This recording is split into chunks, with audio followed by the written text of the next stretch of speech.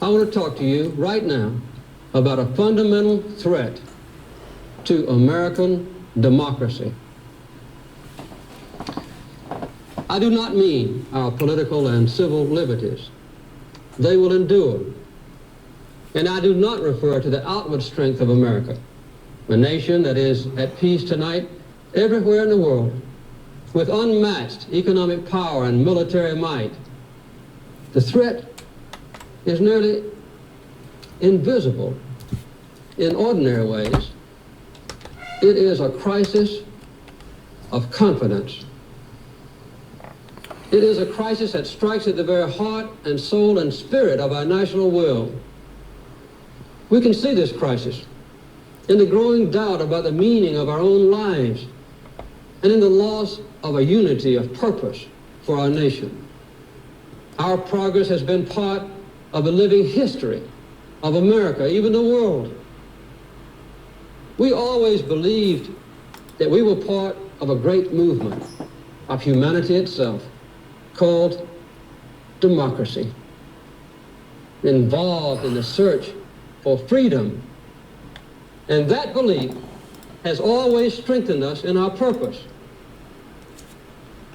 But just as we're losing our confidence in the future, we're also beginning to close the door on our past.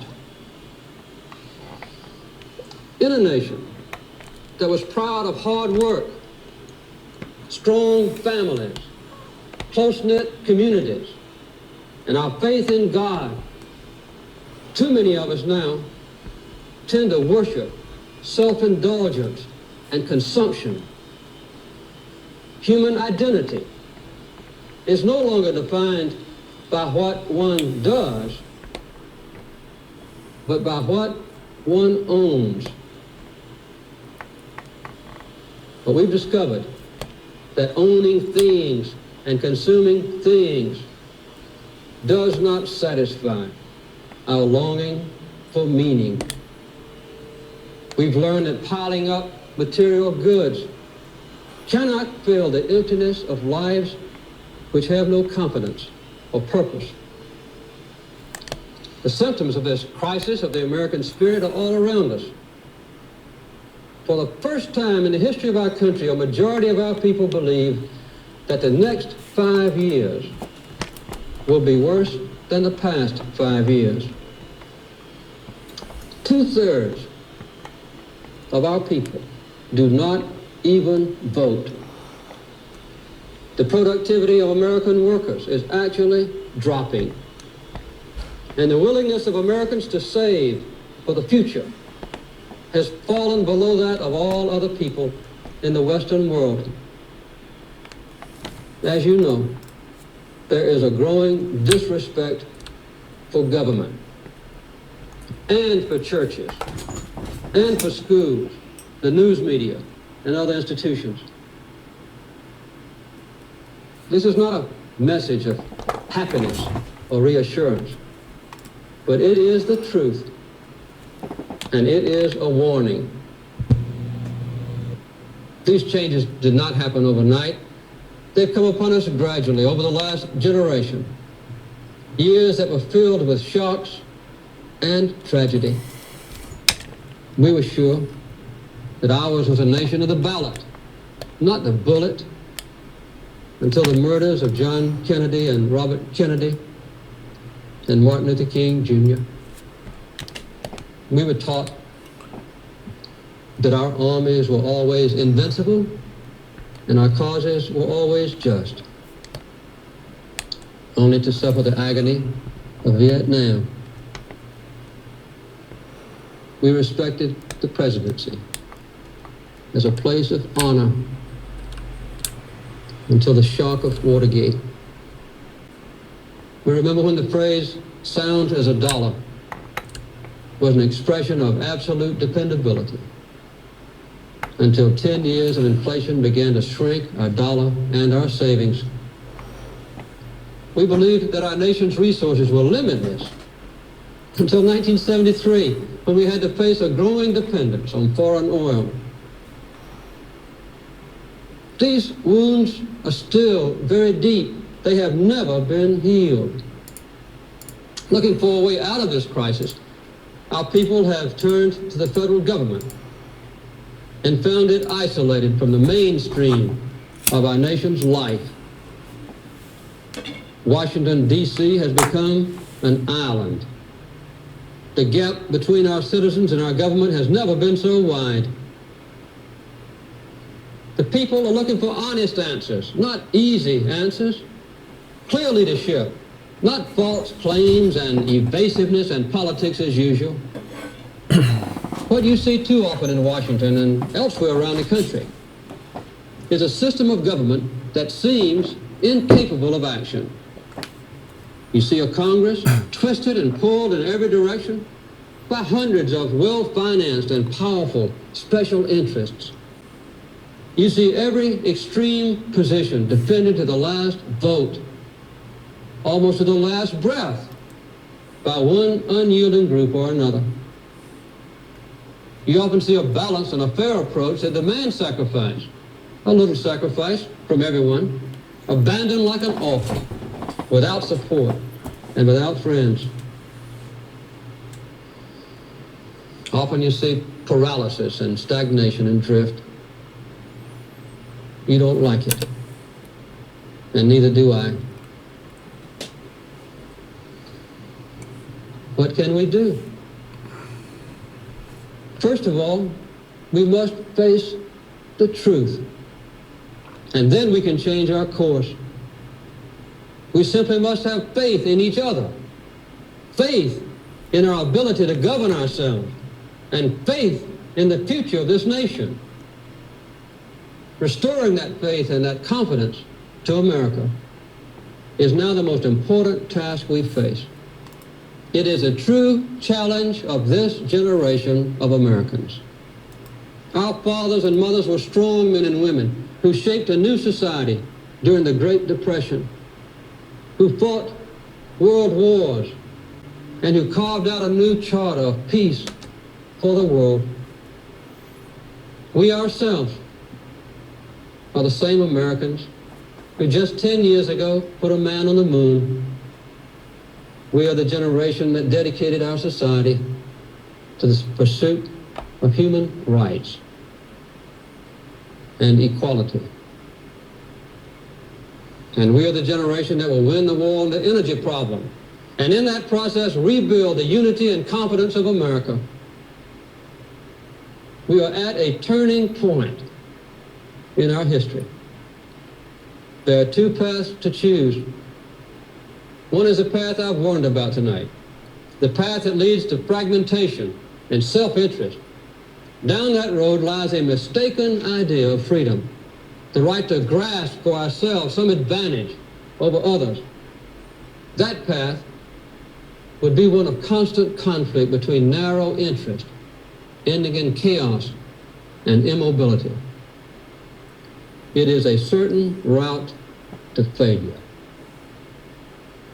All the traditions of our past, all the lessons of our heritage, all the promises of our future point to another path, the path of common purpose and the restoration of American values. That path leads to true freedom for our nation and ourselves. We can take the first steps down that path as we begin to solve our energy problem. Energy will be the immediate test of our ability to unite this nation, and it can also be the standard around which we rally. On the battlefield of energy, we can win for our nation a new confidence, and we can seize control again of our common destiny. In little more than 2 decades, we've gone from a position of energy independence to one in which almost half the oil we use comes from foreign countries at prices that are going through the roof. Our excessive dependence on OPEC has already taken a tremendous toll on our economy and our people. This is the direct cause of the long lines which have made millions of you spend aggravating hours waiting for gasoline.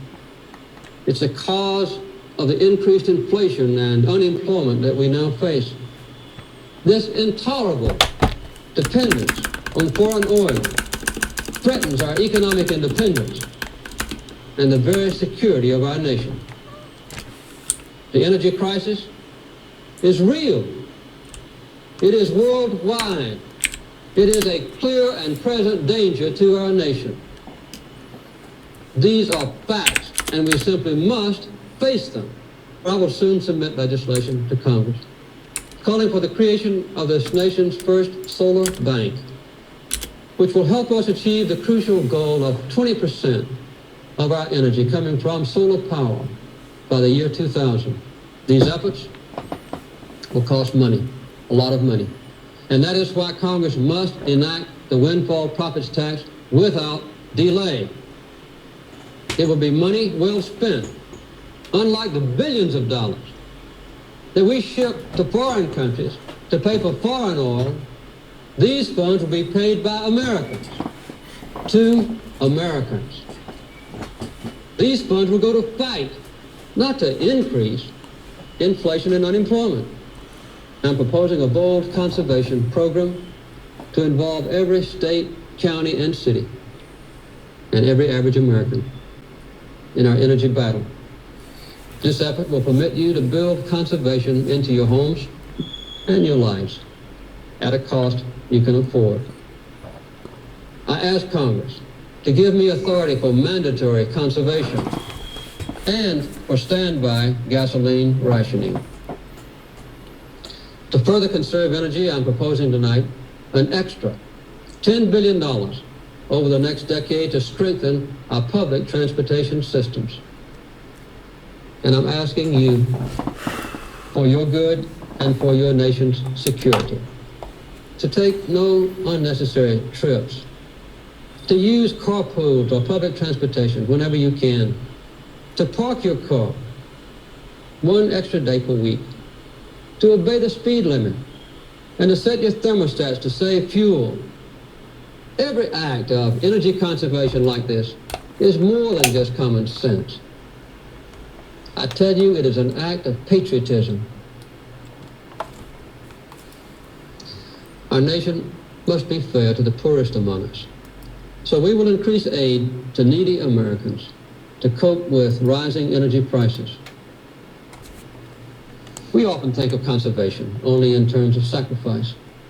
In fact, it is the most painless and immediate way of rebuilding our nation's strength. Every gallon of oil each one of us saves is a new form of production. It gives us more freedom, more confidence, that much more control over our own lives. So the solution of our energy crisis can also help us to conquer the crisis of the spirit in our country. It can rekindle our sense of unity, our confidence in the future, and give our nation and all of us individually a new sense of purpose. I do not promise you that this struggle for freedom will be easy. I do not promise a quick way out of our nation's problems, when the truth is that the only way out is an all-out effort. What I do promise you is that I will lead our fight, and I will enforce fairness in our struggle, and I will ensure honesty. Little by little, we can and we must rebuild our confidence. We can spend until we empty our treasuries, and we may summon all the wonders of science, but we can succeed only if we tap our greatest resources: America's people, America's values, and America's confidence. In closing, let me say this. I will do my best, but I will not do it alone. Let your voice be heard. Whenever you have a chance, say something good about our country. With God's help, and for the sake of our nation, It is time for us to join hands in America. Let us commit ourselves together to a rebirth of the American spirit, working together with our common faith. We cannot fail. Thank you and good night.